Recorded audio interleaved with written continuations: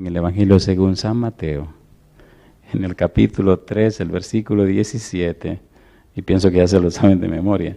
San Mateo capítulo 3, versículo 17, una frase que sale de la boca de Dios, pero es trascendente, va más allá del simple hecho de un concepto. Dice el verso 17, y hubo una voz de los cielos que decía, este es mi Hijo amado, en quien tengo complacencia. ¿Oramos?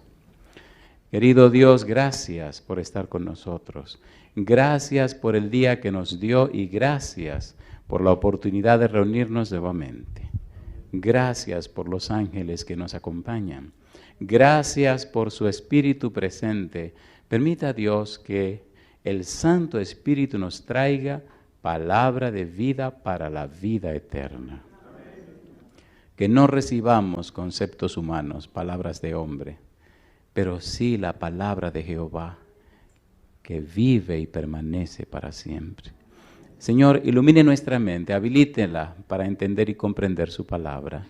Y ahora, háblenos. Se lo pedimos en el nombre de Jesús. Amén, Señor.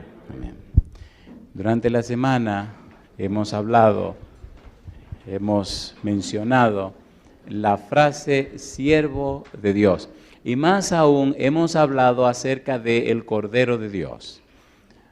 Haremos un repaso rápido, bien al punto, de las cosas fundamentales que hemos dicho. Número 1, el versículo 17 de San Mateo capítulo 3 ocurre en el momento del bautismo de Jesús.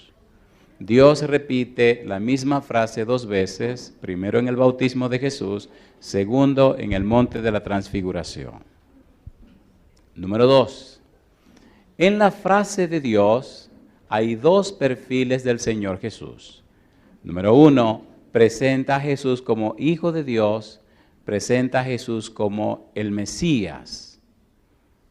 Las 2 partes significan y tienen que ver con la divinidad de Jesús. Hijo de Dios, por decreto, Salmo 2:7. El ungido de Dios, Mesías en hebreo, Cristo en griego.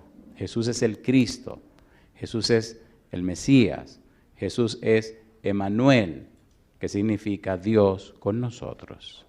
Juan dice, en el principio era el Verbo, y el Verbo era con Dios, y el Verbo era Dios. El versículo 14 de Juan 1 dice, y el Verbo se hizo carne y habitó entre nosotros. Pablo dice en 1 Timoteo 3:16, grande es el misterio de la piedad, Dios fue manifestado en carne. El autor de Hebreos en el capítulo 2, versículo 14 dice que Cristo vino y participó de carne y de hueso para deshacer las obras del diablo. En otras palabras, Jesús es Dios que se hace hombre. Sin embargo, la frase en que mi alma toma contentamiento, decíamos, viene del capítulo 42, versículo 1 de Isaías, donde Dios habla del siervo sufriente, en quien su alma tiene contentamiento. Siervo sufriente en Isaías 53, versículo 11, es nada más y nada menos que el Mesías que viene a dar su vida por el pecado. Es el Cordero de Dios, versículo 6, versículo 7, aquel en quien Dios deposita el pecado de la humanidad. Al que no conoció pecado, por nosotros lo hizo pecado. Mas Jehová cargó en él el pecado de todos nosotros. Cuando llegamos al Nuevo Testamento, Jesús acepta claramente quién es él. San Juan 1:29, Juan el Bautista dice de Cristo, este es el Cordero de Dios que quita el pecado del mundo. Cordero de Dios, el Cordero que Dios preparó, el Cordero que Dios habilitó, el Cordero que Dios escogió. Cuando leemos 1 de Pedro 1:19 y 20, el apóstol Pedro nos dice que el Cordero Dios lo escogió desde antes de la fundación del mundo. De manera que el plan de salvación no es una casualidad, ni algo apresurado. Antes de crear la humanidad había un plan de rescate. Maravilloso amor, maravilloso amor. Y por la eternidad, no sabemos desde cuándo, Dios tenía preparado el rescate para ti y para mí. La salvación no es corporativa, la salvación no es por grupo, la salvación es individual. Así que todo lo que Dios hace, no lo hace por nosotros, lo hace por ti y lo hace por mí. ¿Se entiende lo que estamos diciendo? ¿Se entiende o no se entiende? Es un asunto personal, relacional. De allí encontramos entonces que desde antes de la fundación del mundo se escogió el Cordero para la Pascua. Qué bueno que en el libro de Colosenses 2, versículo 14 dice que Cristo en la cruz anuló el acta de los decretos que había contra nosotros. Anular el acta de los decretos significa que Cristo pagó la deuda que teníamos con el pecado. Y el versículo número 15 dice que triunfó sobre los principados y potestades y los exhibió públicamente en la cruz. Significa esto que Satanás no puede reclamar absolutamente nada a aquel que acepta a Cristo como su Salvador personal. ¿Se entiende o no se entiende? ¿Se entiende o no se entiende lo que estamos diciendo? De allí entonces se desarrolla en la Biblia una teología del Cordero. ¿Qué cosa se desarrolla? Teología del Cordero. Todo esto nace de una simple frase que salió de la boca de Dios, en que mi alma toma contentamiento. La frase es tan trascendente, es decir, la frase es tan amplia y profunda, la frase es tanto para la eternidad, que toda la eternidad no podrá explicar la frase. Hay un versículo de la Biblia que me maravilla, me impresiona, me emociona y me llena de gozo, y jamás he podido hacer un sermón de ese versículo. Declaro sinceramente que no lo entiendo. Tal vez usted lo pueda entender y me lo puede explicar, pero tenga cuidado. Romanos capítulo 11, versículo 33. ¿Qué le pasó al pastor hoy? Bueno, vamos a leer. Si usted lo entiende y me lo puede explicar, yo seré feliz cuando termine la reunión. Agárrese que es un gancho que le estoy poniendo. Romanos capítulo 11, versículo 33. Mire qué cosa linda. ¿Cómo dice el versículo 33? Romanos 11, 33. Este versículo me encanta y no lo entiendo. Dice el versículo, oh profundidad, ¿de qué cosa? De las riquezas, ¿de qué dice? De la sabiduría y de la ciencia de Dios. Qué cosa linda. Oh profundidad de las riquezas, de la sabiduría y de la ciencia de Dios. ¿Y qué sigue diciendo? ¿Qué sigue diciendo? Cuán insondables son tus juicios. ¿Y qué sigue diciendo? E inescrutables tus caminos. Insondables. Usted no puede llegar al fondo de ellos. Inescrutables. Usted no puede escudriñarlo profundamente hasta el fondo lo que ellos quieren decir y significan.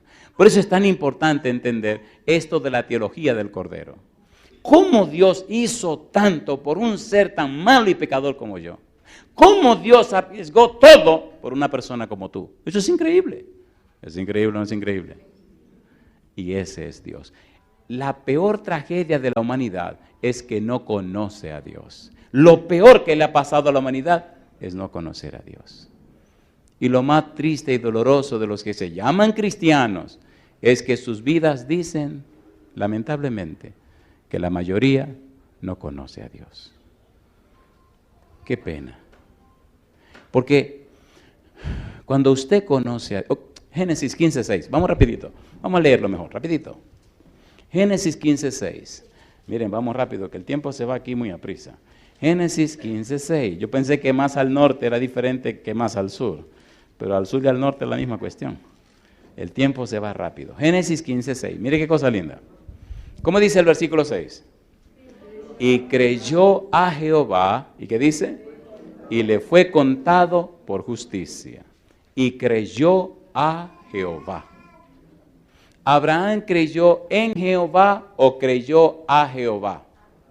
A Jehová. Usted no puede creer en si primero no conoce a. ¿Sí o no? ¿Sí o no?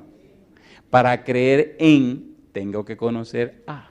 Cuando usted le pregunta a una gente, ¿usted cree en Dios? Dicen que sí. Y si usted le pregunta, ¿usted conoce a Dios? Entonces se rascan la cabeza. ¿Cómo es la cosa? ¿Verdad que se pone bueno el asunto? Necesitamos estudiar la Biblia. Necesitamos saber qué es lo que Dios ha dicho, porque lo que de Dios se sabe solamente es lo que Dios reveló. Porque nadie puede saber más de Dios que lo que Él reveló. Y para conocer a Dios hay que saber lo que Él reveló. De allí la importancia de lo que estamos estudiando. En quien mi alma toma contentamiento. Desde antes de la fundación del mundo, Dios ofreció el Cordero. Número 1. Número 2. Cuando el hombre peca, Génesis capítulo número 3, Dios no se ausenta. Dios viene a donde el hombre y le pregunta, Adán, ¿dónde estás tú? Dios no abandona al hombre cuando peca. Dios no se hace de la vista gorda, dicen en mi país. Dios busca al hombre, no para condenarlo. Dios busca al hombre para decirle al hombre y enseñarle al hombre cuál es su situación y su condición. La pregunta, ¿dónde estás tú?, es trascendente. Va más allá del simple pensamiento de una ubicación geográfica. La pregunta, ¿dónde estás tú?, significa, no estás en el lugar que yo te coloqué. De hoy en adelante las cosas serán distintas, Adán, no porque yo lo decidí, tú lo decidiste. Sin embargo, todo está implícito en la pregunta. Y yo te pregunto a ti hoy, con relación a Dios, ¿dónde estás tú? Dios sigue haciendo preguntas y en el versículo 15 habla de la enemistad entre la mujer y la serpiente. Y la enemistad entre la simiente de la mujer y la simiente de la serpiente. Y Dios dice que la serpiente heriría a la simiente de la mujer en el calcañar, pero que la simiente de la mujer aplastaría la cabeza de la serpiente. La simiente de la mujer es Jesús, la simiente de la serpiente es el pecado. Y Cristo aplastó el pecado en la cruz del Calvario. Pagó con su vida el precio del pecado. Yo me detengo aquí, ¿se entiende lo que estamos diciendo? Cuando llegue a su casa, lea el capítulo 12 de Apocalipsis y lea todo el capítulo. Y ahí encontrará la explicación del versículo 15 de Génesis 3. En el versículo 21 de Génesis capítulo 3 aparece Yahvé Elohim vistiendo con pieles a Adán y Eva. Esa piel es un símbolo de la justicia de Dios. Quien viene a la tierra a mostrar la justicia de Dios es Cristo Jesús. Romanos capítulo 3 versículo 21 en adelante. Cristo trae la justicia de Dios. Jeremías 23, 5 y 6 dice que la justicia es Jehová. Jehová, justicia nuestra. La justicia es una persona, la persona es Cristo Jesús. En Gálatas 3:27 dice que cuando nos bautizamos somos vestidos de Cristo. De modo que en el bautismo usted queda vestido con la persona justicia que se llama Cristo Jesús. Y permita a Dios en la semana encontremos un espacio para explicar algunas cosas que tienen que ver con la palabra bautismo, porque es muy confusa para algunos y otros no la pueden entender. Pero la palabra bautismo tiene una connotación legal, una connotación forense, una connotación de tribunales. Cuando usted va a comprar una casa, ¿verdad que necesita un notario? Bueno, aquí sería un abogado, ¿verdad? Un abogado. Y tienen que hacer un asunto legal, ¿o no? El bautismo es una compra de una casa, de un templo, que es el cuerpo suyo. Y Dios lo compra con la sangre de su Hijo. El pecado, la palabra pecado es una palabra forense, una palabra legal. Primera de Juan capítulo 3 versículo 4, el pecado es transgresión de la ley. La ley tiene que ver con tribunal. Así que en el bautismo usted le vende su cuerpo a Dios y Dios lo compra con la sangre de Cristo Jesús. Ahora su cuerpo es propiedad de Dios y entonces viene el Espíritu a morar en usted. Es un acto legal. Las personas que escuchan la palabra de Dios, que les gusta el Evangelio, que se fascinan con la Biblia y no toman una decisión, ¿quieren que le lea lo que pasa? ¿Le leo o no le leo? ¿Seguro que quieren que se lo lea? No le va a gustar. Y posiblemente le duela. Y hasta usted va a decir, Me acuerdo de una señora una vez que se olvidó que estaba en la iglesia. Y el tema se puso tan interesante. Porque hay personas que se concentran mucho y como que pierden la ubicación. Y en un momento dije algo y esa señora dio un salto en la silla que todo el mundo se rió. ¿Están listos? ¿Quieren que le diga esto o no quieren? ¿Quieren o no quieren? Bueno, la curiosidad mató al gato. Aquí vamos. San Mateo capítulo número 12. Ustedes fueron lo que quisieron. Cojan ahora. No diga después, ay, no, espérate. No, espérate. Ya dijiste que sí. San Mateo capítulo número 12. Se da un incidente en el capítulo. Miren, vamos rapidito, que esto es una pequeña limonada que nos vamos a tomar. San Mateo capítulo. Yo no he visto limones aquí. Aquí no abundan los limones. Qué barbaridad. Ah, no. Y bueno, no he visto limones y a mí me fascinan mis limones. Me encantan los limones. Soy enfermo con los limones. Me gustan la limonada, me gusta el limón. En el norte hay muchos limones. Bueno, pues es una limonada. Disfrútenla y gócensela. Capítulo número 12. En el capítulo 12 se da un incidente y este incidente lleva o trae como consecuencia que a Cristo lo acusan de sacar los demonios por el poder del diablo, el poder de Belcebú. Y es una acusación fuerte. En el versículo 28 Jesús dice, pero si yo, por el Espíritu de Dios, echo fuera los demonios, ciertamente ha llegado a vosotros el reino de Dios. El ambiente del capítulo 12 es echar fuera demonios. El ambiente del capítulo 12 es Cristo sacando demonios.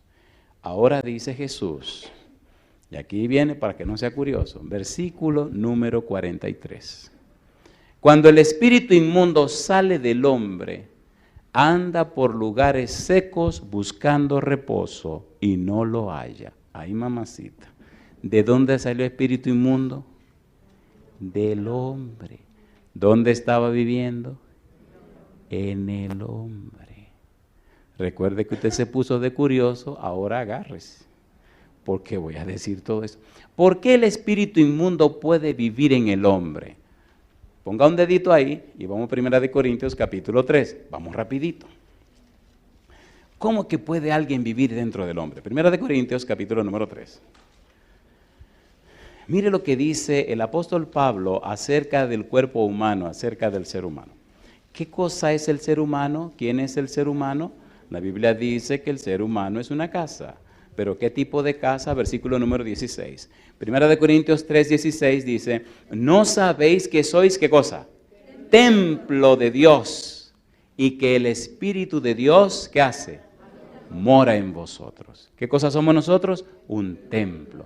Cuando usted se bautiza, le está vendiendo su templo, su cuerpo, a Dios, para que el Espíritu tenga derecho legal de morar en su cuerpo. Ay, mamá. ¿Y si el Espíritu no está ahí? Bueno, mejor sigamos. Mejor sigamos leyendo la Biblia. ¿Qué cosa es el cuerpo? Capítulo 6, versículo 19. ¿O ignoráis que vuestro cuerpo es templo del Espíritu Santo, el cual está en vosotros, el cual tenéis de Dios? ¿Y qué dice ahora? Y que no sois vuestros. ¿De quién es este templo? De Dios. ¿Para morada de quién? Del Espíritu Santo. Cuando el Espíritu Santo no está dentro, ¿quién se mete? Dice Cristo, San Mateo 12:43, que el espíritu inmundo se mete allí. Y ahora viene la explicación de Jesús. San Mateo capítulo 12, versículo 43, cuando el espíritu inmundo sale del hombre, anda por lugares secos buscando reposo y no lo halla. Entonces dice, volveré, ¿cómo dice él? A mi casa. ¿Cómo le llama al hombre? Mi casa. ¿Es una casa el ser humano? Sí. ¿Qué tipo de casa? Un templo. Mi pregunta entonces, si nosotros somos un templo para la morada del Espíritu de Dios, ¿deberíamos ser personas santas? ¿Sí o no? ¿Notan el lío ahí entonces? Nos hemos hecho tan religiosos que nos olvidamos ser personas santas que glorifican a Dios. Somos tan religiosos que ya no somos espirituales. ¿Sí o no? Alguien dijo, el hábito no hace al monje. Diciendo con esto que la ropa no es importante, pero alguien escribió más abajo, pero lo distingue. ¿Sí o no? ¿Sí o no? ¿Qué cosa es un general en pantaloncito corto? Un hombre más. ¿Y cuando se pone el uniforme? Un general. ¿Me están entendiendo? ¿De quién deberíamos estar vestidos? De Cristo Jesús. ¿De quién deberíamos estar llenos? Del Espíritu Santo. ¿Cuándo ocurre eso? Cuando te bautizas. ¿Cómo ocurre? Porque Dios te compra y te paga con la sangre de su Hijo. Sí, es verdad. En muchas religiones e iglesias están abusando de la palabra bautismo. Eso es verdad también. Inclusive la gente ni sabe lo que eso significa. Pero pienso que eso debe estar bien claro para que usted sepa qué es lo que significa y qué es lo que ocurre cuando usted se bautiza. Es una transacción espiritual. Dios te compra con la sangre de Jesús para tener derecho legal en tu cuerpo, para que el Espíritu more en ti y te vista con la justicia de Cristo Jesús. Eso es lo que ocurre. Y tu nombre se registra en el libro de la vida, en el cielo, y tenga derecho de entrada en la patria celestial. Eso es lo que ocurre, un acto legal. Y el demonio dice, espérate, perdí el derecho. Capítulo 12, San Mateo, versículo 44. Entonces dice, volveré a mi casa de donde salí, y cuando llega, la halla ¿cómo? Desocupada, ¿qué más? Barrida, ¿y qué más? Y adornada. ¿Por qué la casa está desocupada, barrida y adornada? ¿Qué hizo salir al demonio de esa casa? El poder de la palabra de Dios. Pero el Espíritu jamás entrará a tu vida sin que se den los pasos correctos. Queridos, ¿entienden lo que estamos diciendo? El Espíritu jamás entrará a morar en tu vida si no se dan los pasos correctos. ¿Qué le pasa a una gente que se mete en una casa ajena, de que a vivir en una casa ajena sin comprarla y sin pagar una renta? ¿Qué le hacen? Bueno, aquí yo no sé lo que le hacen, pero allá yo sí sé lo que le hacen. ¿Qué le hacen aquí? El tipo rompió la puerta, se metió, se mudó y empezó a vivir la casa en una casa ajena. ¿Qué hacen los dueños? ¡Ay, qué bueno! Quédese ahí hasta que usted quiera. ¿Hacen así aquí? Compadre, le sacan todo a la calle y termina en la cárcel. El Espíritu no entra en ninguna casa si no le dan el derecho para entrar. Y miren lo que hace el demonio. Recuerden que fue por curiosidad que preguntaron, así que agárrense ahí. Dice el versículo número 45. Entonces va el demonio y toma consigo otros 7 espíritus peores que él, y entrados moran allí, y el postrer estado de aquel hombre viene a ser peor que el primero. Y dice Cristo, así también acontecerá a esta mala generación. Pregunto, ¿rechazaron a Jesús? Rechazaron a Jesús. ¿Y qué les ocurrió? Bueno, averigüen la historia en el año 70, ¿qué pasó en Jerusalén? ¿Se acuerdan de la destrucción de Jerusalén? ¿Pidieron o no pidieron que su sangre caiga sobre nosotros y sobre nuestros hijos? Hay 2 cosas que tú puedes hacer. 1, o aceptas a Jesús. 2, o lo rechazas. No hay otra manera. Por eso es tan importante la teología del Cordero. Aquí me detengo. ¿Le parece bien si volvemos al camino y dejamos esa limonada tranquila? ¿Ya se entendió? ¿Somos morada de quién? Del Espíritu Santo. No diga de los demonios, porque entonces va a meter en problemas. ¿Verdad que hay un acto legal, un derecho legal? Sí. El derecho legal, la transacción es el santo bautismo. Trabajemos ahora con el tema que nos corresponde. El Cordero fue inmolado desde antes de la fundación del mundo. 2.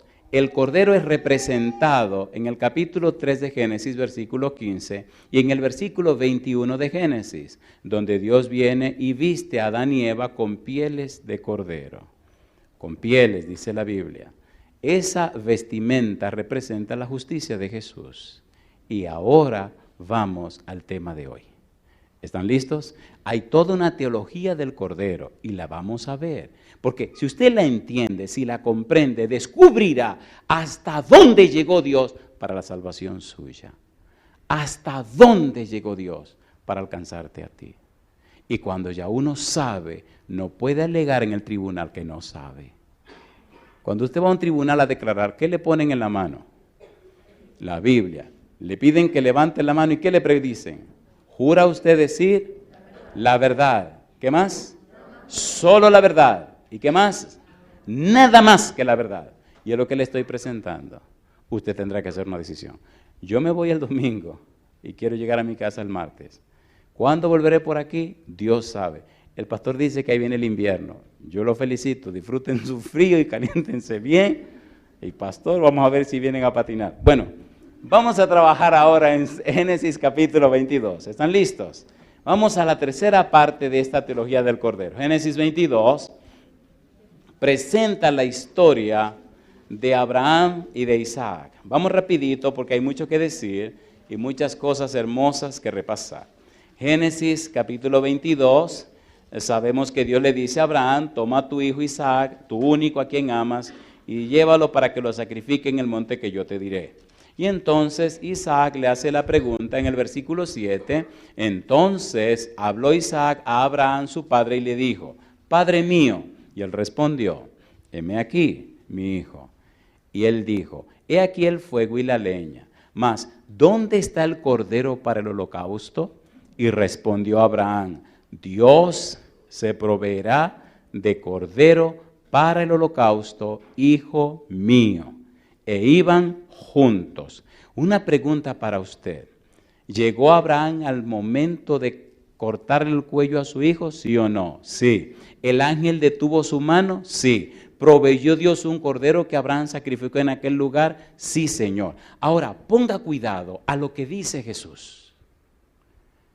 Y me gusta esta parte porque es profunda y Cristo la expresa en una forma clara y amplia. Jesús tenía plena conciencia, Jesús estaba bien claro en lo que había venido a hacer a la tierra. Por eso dice, vine a hacer la voluntad de mi Padre. La voluntad de Dios, la voluntad del Padre es que usted alcance la salvación. Y Dios determinó arriesgar todo el cielo, si era necesario, para la salvación de tu persona. No importa el costo, pagaremos todo para que no se pierda. No conocer a Dios nos hace ser seres tan, wow. Bueno, no quiero decir ninguna de las palabras que me vinieron a la cabeza porque son muy fuertes. Tan tristes, nos hace tan tristes, somos tan tristes. Esa duele menos, ¿verdad? Nos hace tan tristes, tan... Póngale las otras palabras que usted quiera allí. San Juan capítulo 8. Ponga cuidado que ahora que esto se va a poner bueno. San Juan capítulo 8. A mí me gusta la Biblia. Me gusta mi esposa, la amo mucho, pero me gusta la Biblia. Sí, Dios me ha dado una esposa bien bonita, bien interesante. San Juan capítulo 8, versículo número 56. Ponga cuidado. Me gusta como lo dice Jesús. Versículos 56 al 58. Recuerde que venimos de Génesis 22, dejamos a Abraham e Isaac arriba en el monte, ya se resolvió el problema, le pusieron el cordero y lo sacrificó. Ahora dice Jesús, versículo 56, Abraham vuestro padre se gozó de que había de ver mi día, y lo vio y se gozó. Entonces le dijeron los judíos, aún no tienes 50 años y has visto a Abraham. Jesús les dijo, de cierto os digo, ¿qué cosa? Antes que Abraham fuese, yo soy. Alabado sea el nombre de Dios. Mi pregunta, ¿está diciendo Cristo ahí que es preexistente? Sí. ¿Está diciendo que existe desde antes de Abraham? Sí. ¿Vio Cristo cuando Abraham iba a sacrificar a Isaac? Sí. ¿Proveyó Cristo el cordero para que lo sacrificara Abraham? Sí. Cristo vio el día cuando Abraham sacrificó el cordero. Y de esa manera se presenta un símbolo de aquella hora horrible y espantosa en el futuro, cuando el Padre vería el sacrificio de su Hijo y no podría hacer nada. Abraham vio mi día y se gozó.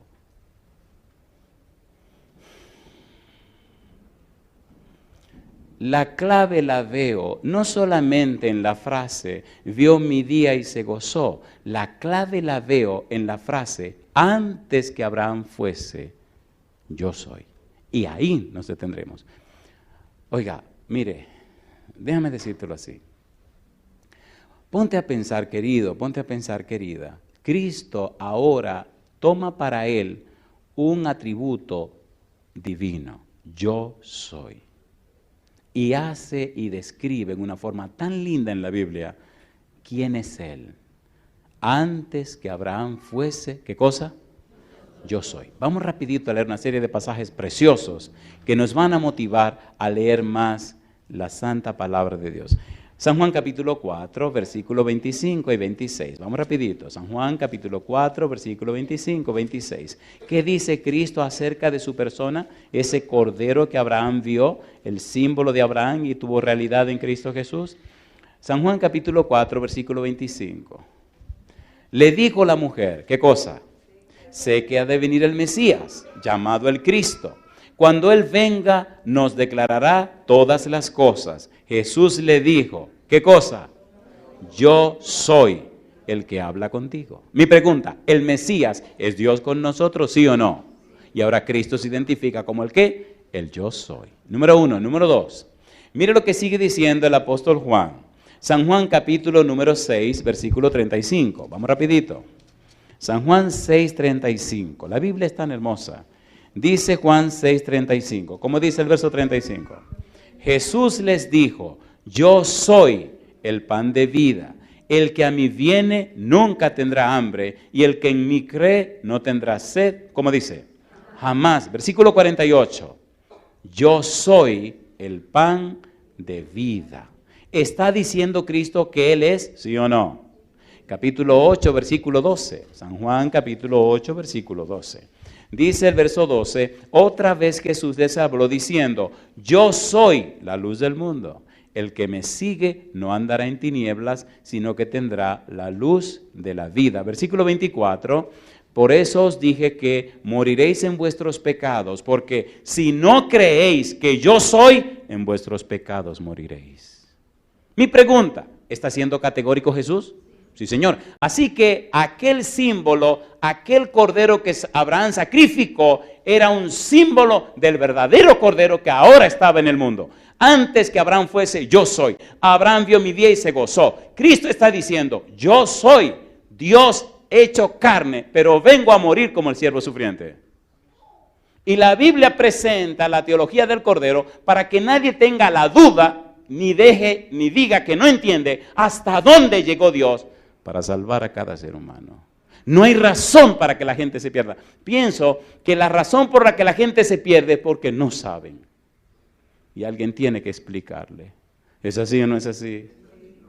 Si la gente supiera, no fueran como son. Quisiera contarles tantas cosas. Oigan, ¿puedo decirle algo que le duela? Seamos honestos, seamos honestos. ¿Verdad que la mayoría de los que nos llamamos cristianos somos medio charlatanes y sinvergüenza? Seamos honestos, vamos a ser bien honestos. No nos comprometemos completamente ni con Dios ni con el diablo. ¿Sí o no? No somos ni fu ni fa. Seamos honestos, ¿sí o no? La gente se pierde delante de nosotros y no nos importa. Y la gente sufre. Porque Dios no encuentra a quién mandar a llevar la bendición que quiere mandar. Y estamos tan empeñados en nuestras necesidades y somos tan egoístas que cuando oramos solamente Señor dame, Señor recuerda, una reclamadera, es una verdad. Es un Dios serio. Yo quiero que tú me des, tu promesa, Señor. Qué barbaridad. Pero dame la gracia por lo que ya te di. Ay, Señor.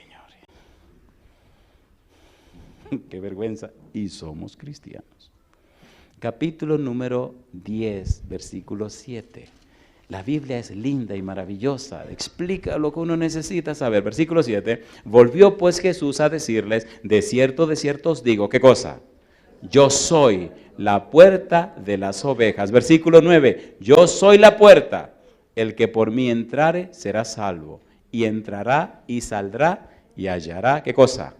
Pastos. Versículo 11. Yo soy el buen pastor. El buen pastor su vida da por las ovejas. Versículo número 14. Yo soy el buen pastor y conozco mis ovejas y las mías me conocen. Versículo 16. también tengo otras ovejas que no son de este redil. Aquellas también debo traer y oirán mi voz y habrá un rebaño. ¿Y qué cosa? Y un pastor. ¿Tiene Jesús ovejas en otros rebaños? ¿Sí o no? Sí. Me llena de gozo, me llena de alegría cuando me reencuentro con ovejas del Señor que son de cualquier rebaño. Y me llena de gozo cuando nos sentamos y empezamos a leer la Biblia. Y al rato usted ve las lágrimas que corren. Y nada más oye el suspiro. Y la frasecita, pero yo no lo había visto así, pero yo no lo había entendido así. Qué cosa chula, mamacita, pero yo no.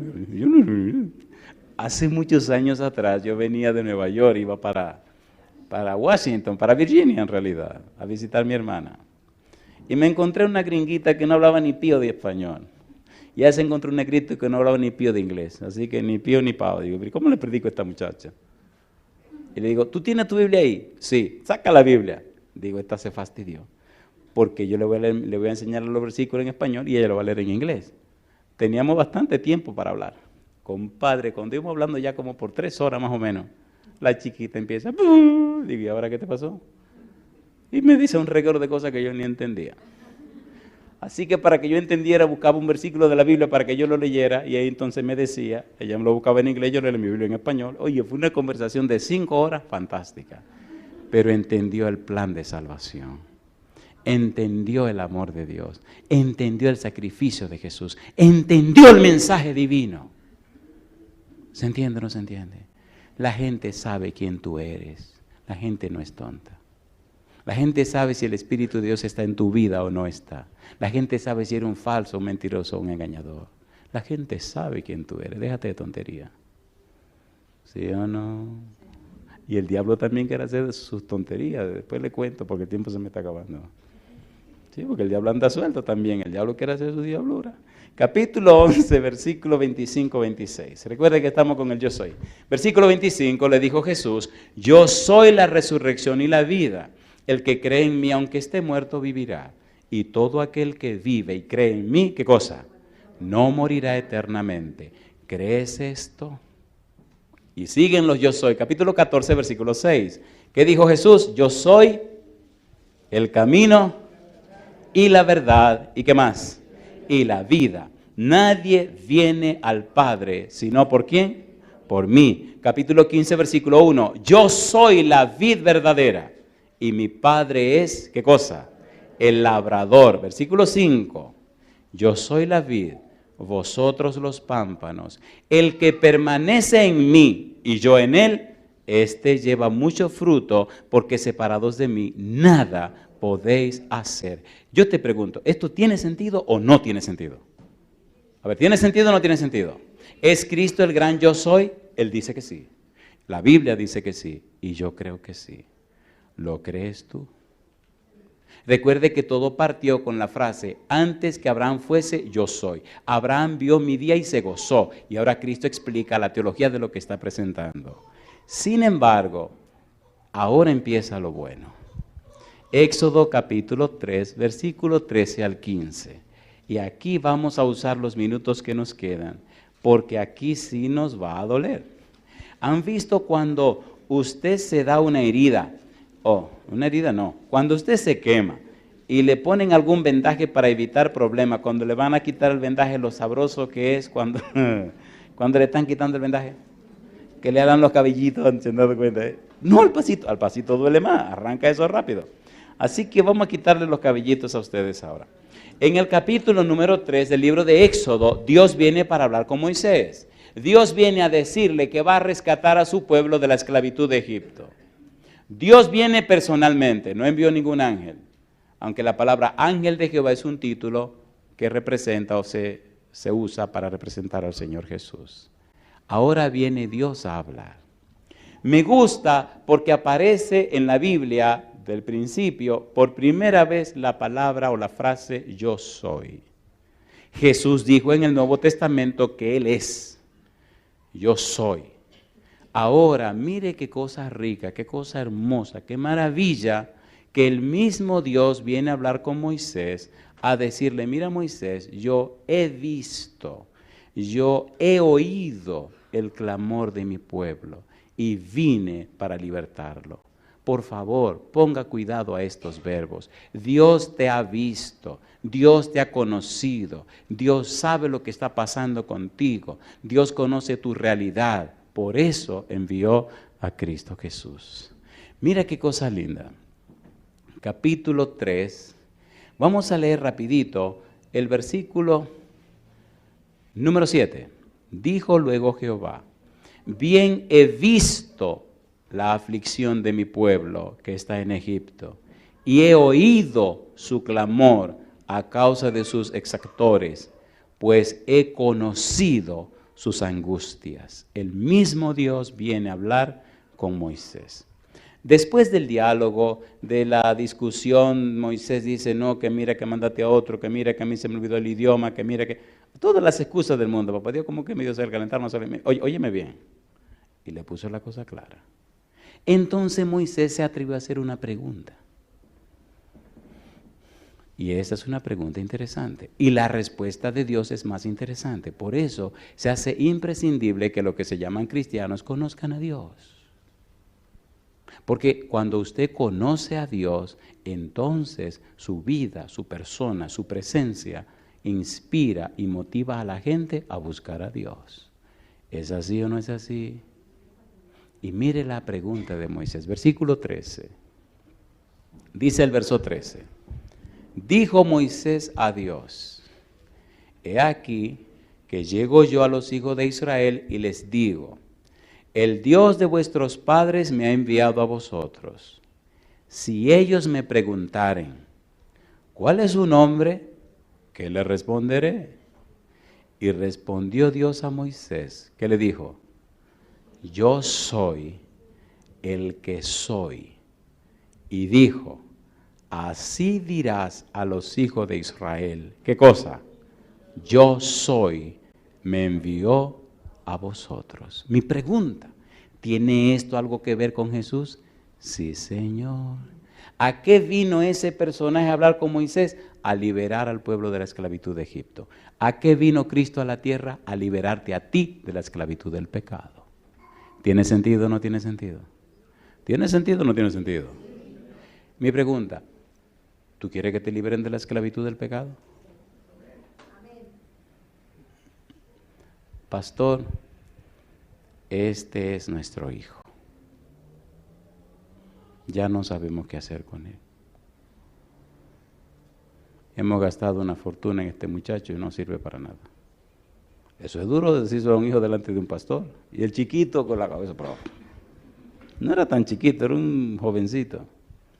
Así que hemos orado a Dios y le pedimos que por favor viniera para que usted orara por él. Como no, vamos a orar. Yo le quiero hacer una pregunta a usted. ¿Es Dios todopoderoso? ¿Sí o no? Sí. ¿Puede Dios cambiar la vida de una persona? Sí. Este chiquito no quería estudiar ni nada. Tenía padre con dinero y el tipo se la estaba gozando. Y parece que el tipo aquel que salió del hombre aquel, ¿saben a qué me refiero? Le llaman diablo, le llaman el demonio. Tenía atrapado al muchachito este. Nos arrodillamos, le pedí por favor que me dejaran hablar con el niño un ratito. Los padres salieron y le dije al muchacho, dime algo. ¿Verdad que tú sientes como que algo te impulsa a hacer las cosas que tú no quieres hacer? Y abrió los ojos. ¿Y verdad que de repente te encuentras en medio de todas las tonterías que no se te han ocurrido hacer y ya está haciendo toda la diablura? Y empieza a llorar. Y digo, ven mi negro. Y nos arrodillamos. Y digo, bueno Señor, aquí está este muchacho, que el diablo le está haciendo hacer diabluras. ¿Quién sabe en la diablura que se metió? Pero los padres me pidieron que orara por él. Yo no soy nadie, pero usted es el Dios Todopoderoso. Para usted nada es imposible. Usted rompe cadenas y libera a las personas. Y recuerde, Señor, me gusta decirle así a Dios, que usted dijo en Isaías 49:25, ¿quieren que lo leamos? Siguen siendo curiosos, qué barbaridad. Pensé que iban a decir no. Bueno, pero esta aquí le va a salir bien. Isaías 49:25. Las madres deberían anotar este versículo porque lo van a necesitar toda la vida. Mamá, agárrese de aquí. Había una señora que lo tenía en la cartera, compadre. Isaías 49, 25, dice el versículo 25, ¿cómo dice? Pero así dice Jehová, ¿qué cosa? Ciertamente, el cautivo será, ¿qué cosa? Rescatado del valiente. ¿Quién es el cautivo? Tu hijo. ¿Quién es el valiente? El diablo. Y dice ahora, y el botín será arrebatado al tirano, y tu pleito yo lo defenderé, y yo salvaré a tus hijos. Yo le pregunto a usted, mamá, ¿verdad que debería consagrarse usted a Dios? ¿Sí o no? ¿Y usted, papá, debería consagrarse a Dios? Cuando un papá o una mamá consagrado a Dios se arrodilla a orar por sus hijos, ¿le escucha a Dios? ¿Hace maravilla a Dios? Hay un relato que leí en algún lugar de un muchacho que estaba en la guerra de Vietnam. ¿La guerra de Vietnam? Sí. Habían quedado atrapados en la tarde en un hueco de una colina y las ametralladoras del otro lado estaban acabando con todo el mundo. Y todo el que intentaba ir a rescatar el que estaba metido en el hoyo, que estaba herido, lo arreglaban en el camino. Y las ametralladoras eran las 2 y tanto de la tarde, y uno de los soldados dijo, espérense, espérense, y empezó a mirar su reloj. Y todo el mundo asustado, porque todo el que sale a buscar al que está herido, lo arreglan en el camino. Espérense, espérense. Y mirando su reloj, y cuando llegó la hora, salió disparado del hoyo, fue correteando, y la ametralladora sonó, llegó al hoyo, agarró al tipo, se lo echó encima, se arrastró y vino otra vez a la trinchera donde estaban. Y todo el mundo se quedó con la boca abierta. Y le preguntaron, ¿y qué fue lo que tú hiciste? ¿Por qué tú mirabas el reloj? Y él le dijo, mi mamá me dijo a mí que todos los días a las 3 de la tarde ella ora por mí. Y yo sé que Dios oye las oraciones de mi mamá. ¿Me entendieron? ¿A qué hora ora tú por tus hijos, querida? Bueno, hay que ser caballeroso, ¿no? Querido, ¿a qué hora ora tú por tus hijos también? Hay que darle duro a los dos. Bueno, déjate de tontería, todos los días tienes que orar por tus hijos, ¿o no? ¿Sí o no? Sí. Dios dice, tu pleito, ¿qué cosa?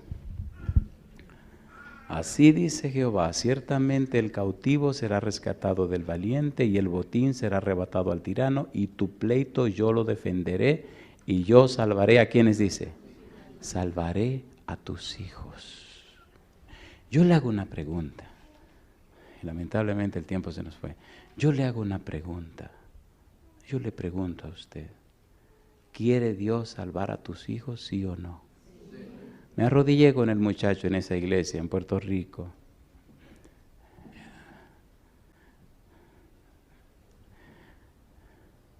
Empecé a orar, empecé a llorar, porque empecé a pensar que este era mi hijo que el enemigo tenía atrapado. Y el chiquito comenzó a llorar también. Terminamos de orar, me abrazó, nos abrazamos fuerte y arrodillado. Se fue y no lo volví a ver. 3, 4 años después, me encontré con los padres y estaban muy radiantes y muy contentos y le pregunté, oigan, ¿y qué pasó con el muchachito aquel? Uy, comenzaron a llorar, me abrazaron y empezaron a hacerme todas las historias. Pidió irse a Miami, se fue a Miami, se puso a estudiar, terminó la carrera que había empezado, está haciendo una especialidad, jamás volvió a usar drogas, ya no usa alcohol, ya no sale a la calle. Pastor, fue una cosa increíble lo que Dios hizo. Y les dije, Cristo murió en la cruz para pagar el precio de nuestros pecados. Y en Él Jehová cargó todas nuestras enfermedades, cargó todos nuestros pecados. Cuando nos consagramos a Él, el Señor hace maravillas en nuestra vida. Yo te pregunto, ¿es así o no es así? En el capítulo 3 de Éxodo, versículo 15, aquí terminamos, está la frase más hermosa que usted puede imaginar. Recuerde que estamos hablando de la teología del Cordero. Dice el versículo 15, Éxodo 3:15, además dijo Dios a Moisés, así dirás a los hijos de Israel, Jehová, el Dios de vuestros padres, el Dios de Abraham, Dios de Isaac y Dios de Jacob, me ha enviado a vosotros. Y esta es la frase que más me gusta. Dice, este es mi nombre para siempre. Con él se me recordará. ¿Por cuánto tiempo? Por todos los siglos. ¿Qué significa en realidad la frase? En hebreo, los que saben hebreo, los que estudian el idioma, dicen, la frase se me recordará significa, ustedes vivirán, actuarán, se comportarán, se conducirán conscientes de que yo estoy presente. ¿Consciente de qué? De que yo estoy presente. Yo soy el que soy, significa soy el Dios siempre presente. Si las cosas están bien, estoy presente. Si las cosas están mal, estoy presente. Si las cosas son como tú quieres, estoy presente. Alegría, estoy presente. Tristeza y dolor, yo siempre estoy presente. Yo estoy viendo, estoy oyendo y yo sé lo que está pasando. Pero dame el derecho legal de trabajar con tu vida. ¿Verdad que queremos vivir como nos da la gana y clamamos a Dios que nos ayude? Sea honesto, ¿sí o no? Entonces, sea respetuoso, déjese de eso. Ponga las cosas como manda Dios y que Dios tenga derecho sobre usted. ¿Es así o no es así? ¿Le gustaría darle derecho legal a Dios? Entonces póngase en pie conmigo. Yo soy el que soy. Así dirás a los hijos de Israel. Yo soy, me ha enviado a vosotros. Este es mi nombre, con el cual se me recordará para siempre. Cuando era un adolescente, un día se me ocurrió pedirle a Dios una novia. A ustedes le hará reír esto, a mí no me hizo reír, a mí me hizo gozar, me puse contento. Y por última vez me dijo Jehová que sí, que me iba a dar la novia. Y yo, ay mamá, sí, está linda. Siempre tuve miedo de escoger una novia porque decía, los hombres casi siempre miran lo que se ve por fuera y Dios mira lo que se ve por dentro. ¿Se acuerdan cuando mandaron a buscar un rey? Que a Samuel estaba mirando por fuera. Le dijo, tú mira el parecer de afuera, yo no miro eso, yo miro lo que hay adentro. Y Dios había mirado adentro de mi esposa, yo no sé mirar por dentro. Y entonces me trajo esta muchachita, y me dijo, esta es la tuya. Digo, se la voy a probar bien duro, Señor. Sí, porque espérese, iba a ser mi esposa. Pienso que esta historia debemos dejarla así, para seguirla mañana. Sí, porque la gente es muy curiosa, la gente quiere saber el resto de la historia, ¿no? Pues déjeme decirle que nos casamos, tenemos 3 hijos, vivimos felices. ¿Por qué digo esto? Hasta que no te enamores de Dios, tu vida no tendrá sentido. Cuando uno se enamora de verdad, uno da hasta la chaveta por la persona que ama. Hay muchos cristianos que son cristianos nominales, porque son miembros de una iglesia. Pero cuando usted conoce a Jesús, cuando usted ama a Jesús, y déjeme decirle, uno ama a la persona que conoce, ¿es así o no es así? Cuando usted conoce a Jesús, oiga, si Jesús le dice brinca, usted empieza a brincar. Y después que está brincando le dice, Señor, dime mi negro, ¿por qué estoy brincando? ¿Pero qué hacemos la mayoría? ¿Para qué tú quieres que yo brinque? ¿A ti qué te importa? Comienza a brincar. ¿Es así o no es así? Pero siempre estamos poniendo periquitos, dicen en mi país. Y yo le pregunto, ¿se atreve a tomar la decisión de seguir las reglas del Señor sin preguntar? ¿Seguro que no la va a seguir? Cuando era un adolescente, Dios me dijo, mi negro, quiero que sea un pastor. Le dije, no, yo lo siento, conmigo no cuente para eso. Bien, ¿qué tú quieres ser? Yo quiero ser un doctor. ¿Y para qué, Andrés? Para sanar a los enfermos y ayudar a la iglesia y ganar mucho dinero y ayudar a la iglesia. Bueno, y le dije todo mi plan y todas mis cosas. Muy bien.